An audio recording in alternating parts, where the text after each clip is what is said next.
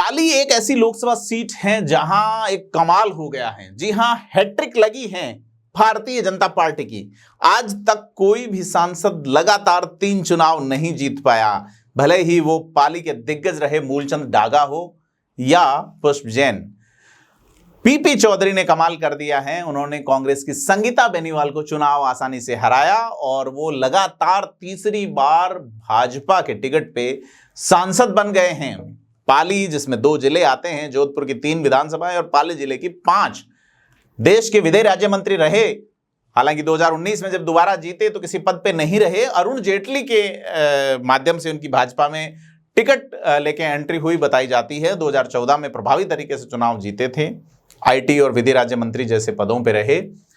PP Chaudhary के चुनाव जीतने की वजहों पे आज विश्लेषण करेंगे कि क्या कारण रहे कि पीपी चौधरी सबसे आसानी से चुनाव जीत गए। नमस्कार, मैं प्रदीप हूं, आप थिंक 360 देख रहे हैं। पीपी चौधरी जो है वो सुप्रीम कोर्ट में, हाई कोर्ट में प्रभावी प्रैक्टिस करते रहे हैं। पैरा टीचर्स वाला जो मामला था जिसमें परमानेंट किया गया, प्रबोधक बनाए गए, उस मामले से पीपी चौधरी थोड़ा सा राइज होते हैं। बाद में आरएसएस और भाजपा के संपर्क में आते हैं और 2014 तक जो है वो खासा प्रभाव बना लेते हैं। बिलाड़ा जो इलाका है, वहाँ के भावी गांव के रहने वाले हैं पीपी चौधरी। और पीपी चौधरी जब 2014 में चुनाव लड़ते हैं तो पाली जिले की 6 विधानसभा में 6 में भाजपा जीती हुई थी उस वक्त। तो यहाँ जिलाध्यक्ष महेंद्र बोरा हुआ करते थे उस वक्त। पीपी चौधरी को टिकट दिया गया क्योंकि 2009 में जब बद्री जाखड़ नए परिसीमन के बाद जाट पॉलिटिक्स की पाली में एंट्री होती है और पुष्प जैन बुरी तरह चुनाव हार जाते हैं, शंभू सिंह खेतासर बागी हो जाते हैं, बसपा से चुनाव लड़ते हैं, जो भाजपा के नेता हैं, फिलहाल बीज निगम के चेयरमैन भी रहे। तो पीपी चौधरी को लाया जाता है 2014 में और पीपी चौधरी सभी को मना के मैनेज करके चुनाव लड़ते हैं प्रभावी तरीके से और पीपी चौधरी चुनाव जीत जाते हैं। उस वक्त वसुंधरा राजे का प्रभाव था और पीपी चौधरी जो है, लेकिन पीपी चौधरी पाली की राजनीति में, यानी कि पाली शहर जहां से जैन विधायक रहे हैं ज्ञानचंद पारख लगातार 5 बार, वहां ज्ञानचंद पारख और पीपी चौधरी के 2 गुट बन जाते हैं। उसी तरीके से जैसे बद्री जाखड़ के और केवलचंद गुलेछा के कांग्रेस में बन गए। तो पीपी चौधरी से नाराजगियां रही कई नेताओं की, जो वसुंधरा खेमे के रहे या गुलाबचंद कटारिया खेमे के रहे हैं। ओम माथुर भी चूंकि पाली के रहने वाले हैं। ऐसी परिस्थिति में पीपी चौधरी का राजनीति में बने रहना उनके लक से कम नहीं कहा जाएगा। और जाट जो है वो यहाँ की 3 ही विधानसभाओं में प्रभावी हैं। ऐसे में मूल वोट बैंक जो सिरवी एक बड़ा वोट बैंक है, जो कि उनकी पूजा और उपासना पद्धति जो है वो जाटों से किंचित भिन्न है। और मूल ओबीसी का वोट बैंक जो है वो पीपी चौधरी के कारण आसानी से अटैच होता है, क्योंकि उनमें थोड़ा सा एक लिबरल मामला है, जो कि जैसे राजपूत वोट बैंक बड़े पैमाने पे सिरवी के साथ जुड़ता है। हालांकि मारवाड़ जंक्शन में राजपूत सिरवी आमने सामने विधानसभा का चुनाव लड़ते रहे हैं। केसाराम सिरवी वहां से विधायक हैं और पाली ने 2014 में सिरवी को यहाँ टिकट दिया है। डिमांड पहले से थी। 2004 में अशोक गहलोत सरकार में मंत्री रह चुके माधव सिंह दीवान यहाँ से जब सोजत से चुनाव हारे तो फिर उन्होंने टिकट मांगा, लोकसभा का नहीं दिया, लेकिन वो बागी लड़े परंतु चुनाव जीत नहीं पाए। माधव सिंह दीवान वैसे राजपूत होते हैं लेकिन सिरवी समाज के धर्मगुरु हैं। ऐसे में राजपूत यहाँ एक बड़ा वोट बैंक है और सिरवी समाज का एक अच्छा साझा सा एक मामला है और उसी साझे से मामले का फायदा पीपी चौधरी को सीधे तौर पे लगातार मिल रहा है यहाँ पे। और आरएसएस का एक बड़ा प्रभाव पाली जिले में है। पाली जिसका बड़े पैमाने पे वोटर जो है वो दक्षिणी राज्यों में व्यापार करता है, इसीलिए इलेक्टोरल पॉपुलेशन रेशियो जालोर की तरह पाली का भी ज्यादा है, राजसमंद का भी, और यहाँ वोटिंग परसेंटेज सबसे कम रहता है। तो पीपी चौधरी जो कि अब लगातार तीसरी बार संसद पहुंचे हैं, क्या किसी बड़े पद को पाएंगे, यह भी विचारणीय बात होगी। लेकिन पीपी चौधरी का खुला विरोध तीसरी बार टिकट के लिए थोड़ा हुआ, परंतु पीपी चौधरी उसे मैनेज कर ले गए। ज्ञानचंद पारख इतर चलते रहे, लेकिन हमने देखा कि जब कंगना रनौत की सभा हुई थी तो ज्ञानचंद पारख उस गाड़ी पे सवार थे और पीपी चौधरी को आशीर्वाद दिया। ज्ञानचंद पारख जो किंचित वोटों से चुनाव हारे राकेश भाटी की बगावत के कारण। राकेश भाटी पीपी चौधरी के खास माने जाते हैं। उनकी धर्मपत्नी श्रीमती रेखा भाटी नगर परिषद की सभापति है।